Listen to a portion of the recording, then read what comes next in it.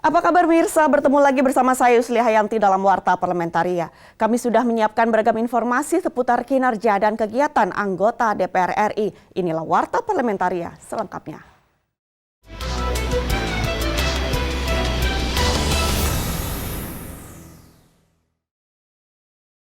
Komisi 8 DPR RI mendorong Kementerian Agama memperhatikan kesiapan pembelajaran tatap muka terbatas di madrasah, pesantren maupun perguruan tinggi Islam dengan mempercepat pelaksanaan vaksinasi.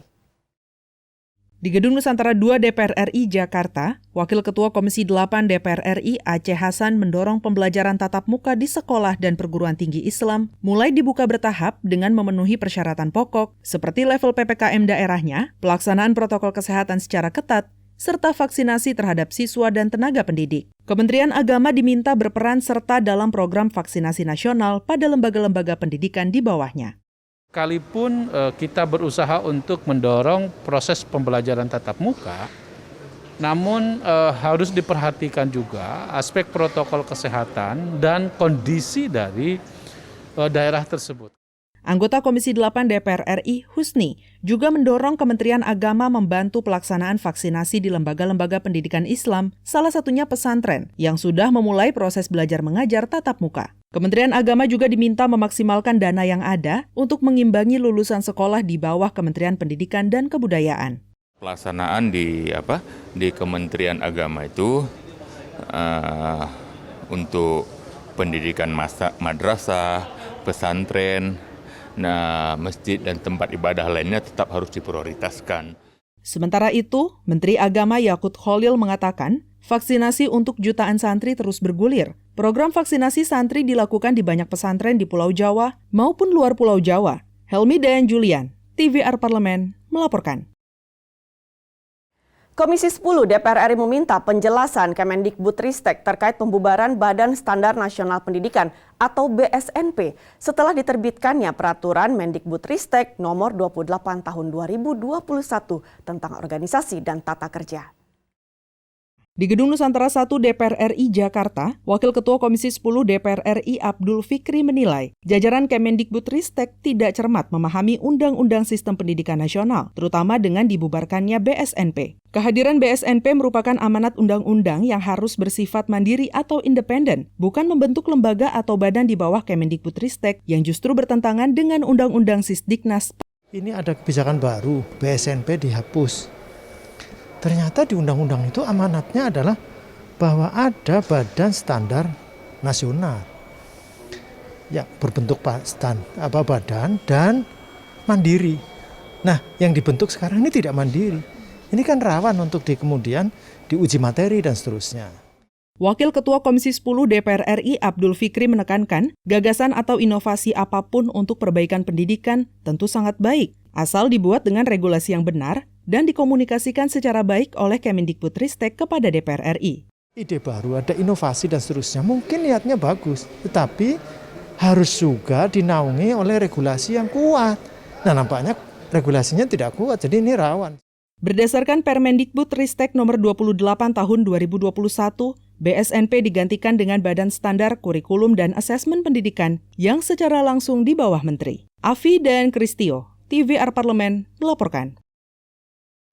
Komisi 10 DPR RI mendukung pelaksanaan program sekolah penggerak yang bertujuan mendorong proses transformasi satuan pendidikan untuk meningkatkan capaian hasil belajar siswa secara holistik, baik kompetensi kognitif maupun non-kognitif yang mewujudkan profil pelajar Pancasila.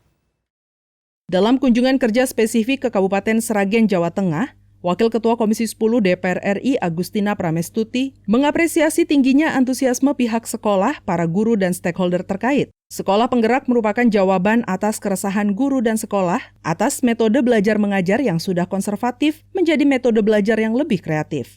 Para guru, sekolah, dan stakeholder yang ada di sekitar pendidikan itu luar biasa. Memasukkan unsur-unsur kekinian di dalam tata cara mengajarnya. Dan itu membuat anak-anak, mereka percaya, anak-anak lebih senang. Sementara itu, Wakil Ketua Komisi 10 DPR RI Abdul Fikri meminta Kemendikbud membuat konstruksi hukum secara serius dan kuat, agar program sekolah penggerak tidak berhenti di tengah jalan. Selain itu, perlunya memperhatikan sejumlah hal yang penting, diantaranya ketersediaan sarana dan prasarana, regulasi, dan sosialisasi. Maka sosialisasi harus kuat, jadi harus masif sampai ke bawah. Jangan sampai yang sudah lolos sekolah penggerak pun mereka tidak kaget ya, tidak siap.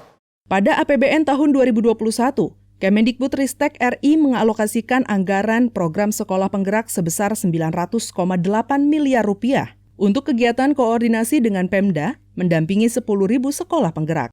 Dari Jawa Tengah, Fitian Aunilah, TVR Parlemen, melaporkan. Jangan kemana-mana pemirsa, karena kami masih memiliki banyak informasi lain dalam Warta Parlamentaria.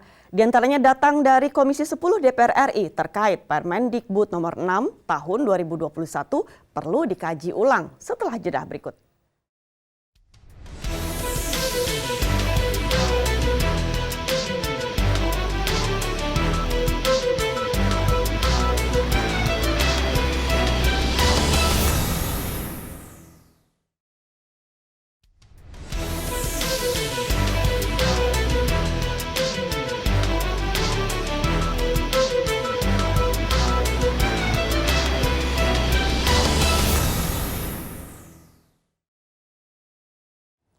Anggota Komisi 10 DPR RI mendesak Mendikbudristek mengkaji ulang Permendikbud nomor 6 tahun 2021 tentang petunjuk teknis pengelolaan dana BOS reguler.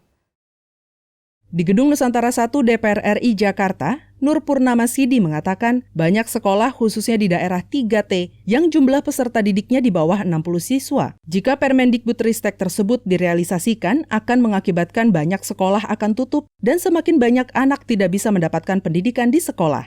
Padahal konstitusi menjamin pendidikan merupakan hak setiap warga negara Indonesia.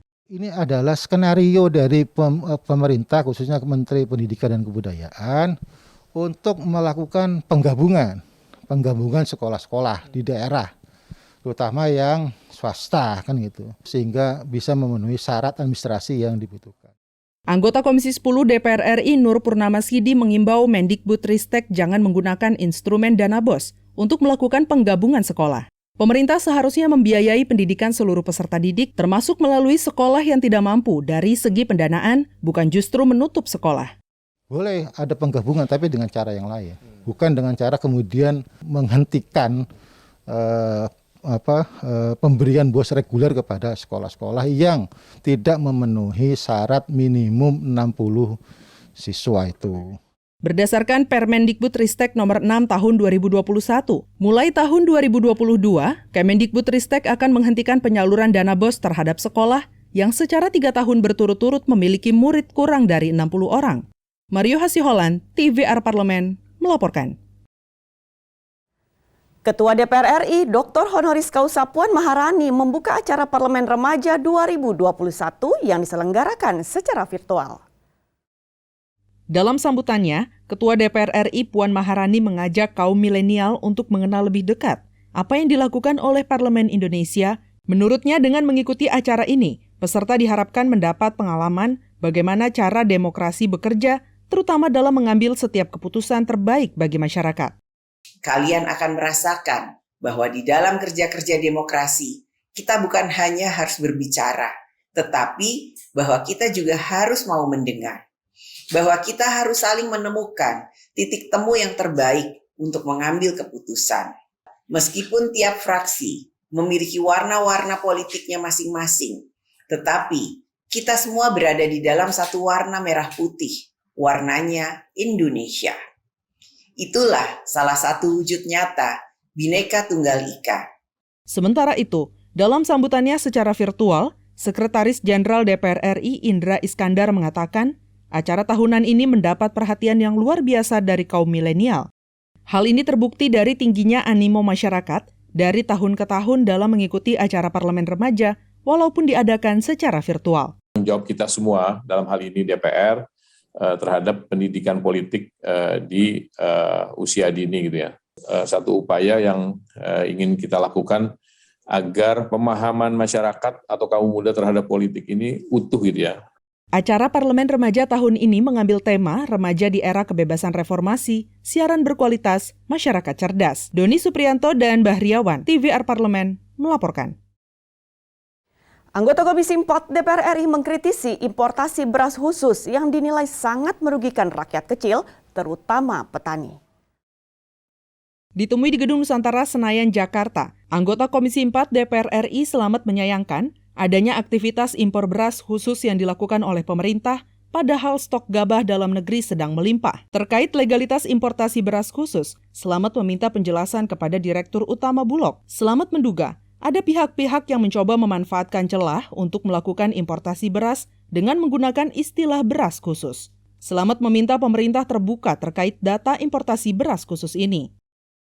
Pertama, pemerintah terbuka. Yang kedua, harus diperketat bagaimana kemudian impor-impor yang atas nama khusus itu dipantau dan diakui bahwa itu memang harus impor. Jangan sampai data ini ditutup-tutupi lah. Seolah-olah ini karena bukan Bulog kemudian tidak diakui oleh impor oleh pemerintah. Apapun judulnya, pemerintah mengizinkan beras untuk masuk ke negara ini, artinya itu impor. Slamet mengungkapkan, di beberapa wilayah di negara sudah ada beberapa jenis beras yang masuk ke dalam kategori beras khusus. Slamet berharap dengan berdirinya Badan Pangan Nasional dapat menjadi solusi terkait hal semacam ini untuk melakukan pembelaan dan keberpihakan kepada para petani. Namanya juga khusus, jumlahnya juga pasti terbatas, kualitasnya terbatas seperti itu. Sehingga intinya terbuka dan akuilah. Pak Presiden jangan kemudian itu mengatakan bahwa saya yakinkan tidak ada impor, faktanya ada impor. Nah, gitu.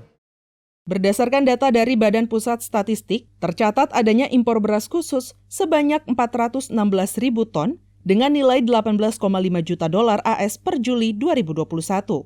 Alfat dan Dwi, TVR Parlemen, melaporkan. Pemirsa, kami masih memiliki banyak informasi lain dalam Warta Parlamentaria. Tetaplah bersama kami.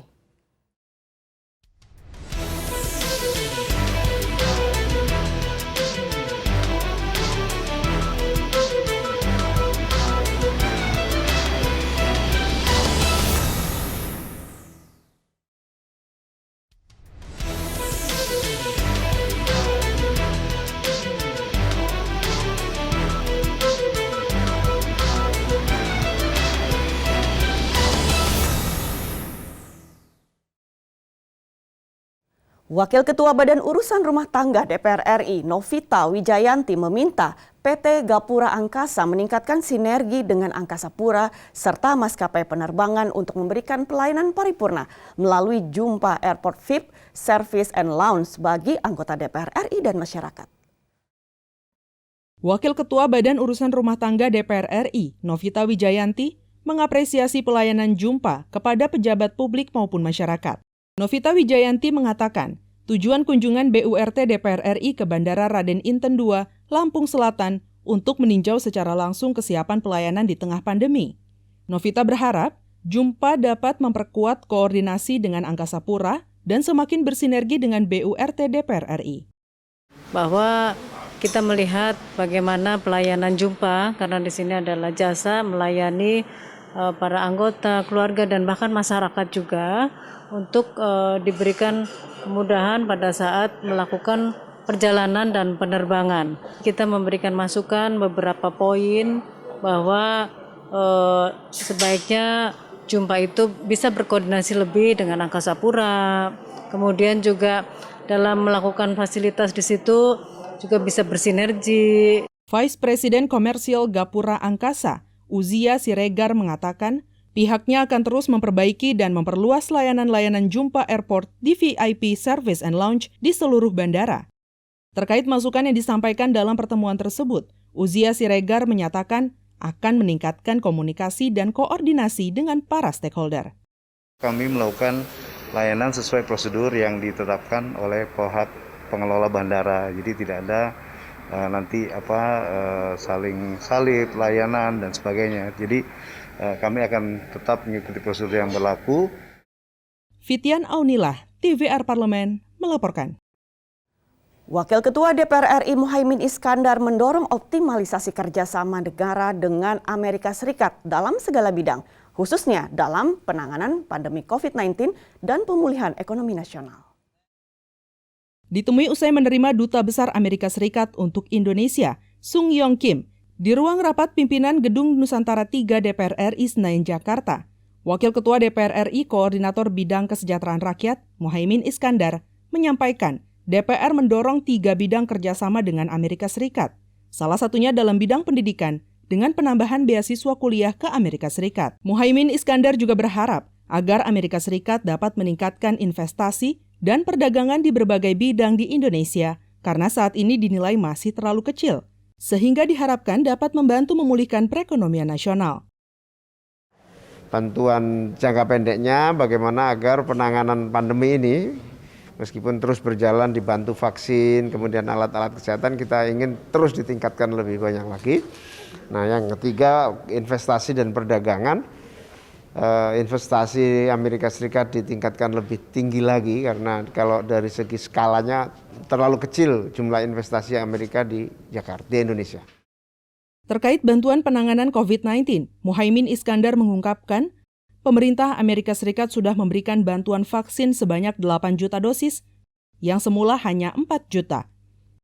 Ia berharap agar bantuan tersebut dapat ditingkatkan sehingga Indonesia dapat segera terbebas dari pandemi COVID-19.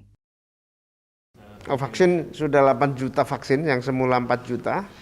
Hari ini sudah sampai bantuan vaksin 8 juta dan kita berharap akan terus meningkat. Tim Liputan TVR Parlemen melaporkan. Pemerintah mewacanakan akan mengubah status pandemi menjadi endemi COVID-19 pada tahun depan. Terkait hal tersebut, pimpinan DPR RI menilai bahwa vaksinasi COVID-19 harus terus dijalankan dan ditingkatkan. Ditemui di Gedung Nusantara 3 Senayan, Jakarta baru-baru ini, Wakil Ketua DPR RI Sufmi Dasko Ahmad mengatakan, virus corona merupakan fenomena baru bukan hanya di Indonesia namun di seluruh negara. Sufmi Dasko berpendapat pengendalian virus tersebut harus akseleratif dan dinamis. Perubahan istilah menurutnya merupakan bentuk kehati-hatian dari pemerintah. Ini virus corona ini kan fenomena yang memang baru pertama, bukan cuma di Indonesia, tapi kan di dunia. Dan memang sudah ada bermunculan varian-varian baru. Nah, oleh karena itu pengendalian dari corona ini harus akseleratif dan dinamis. Istilah itu adalah bentuk kehati-hatian. Sufmi Dasko menegaskan, vaksinasi COVID-19 harus terus dijalankan, bahkan ditingkatkan dengan tetap menjalankan protokol kesehatan yang ketat. Sufmi Dasko meminta pemerintah menerapkan standar operasional prosedur yang jelas untuk mengantisipasi virus tersebut. Vaksinasi harus tetap dijalankan, digenjot terus, protokol kesehatan tetap dijaga, dan juga harus ada SOP yang jelas dari pemerintah apabila kemudian satu wilayah tiba-tiba terjangkit dengan lonjakan tinggi, itu saya pikir begitu. Zikri dan Denus, TVR Parlemen, melaporkan. Demikianlah beragam informasi seputar aktivitas DPR RI yang kami susun dalam Warta Parlamentaria. Saya Yusli Hayanti beserta kerabat kerja yang bertugas mohon undur diri. Terima kasih atas perhatian Anda dan sampai jumpa.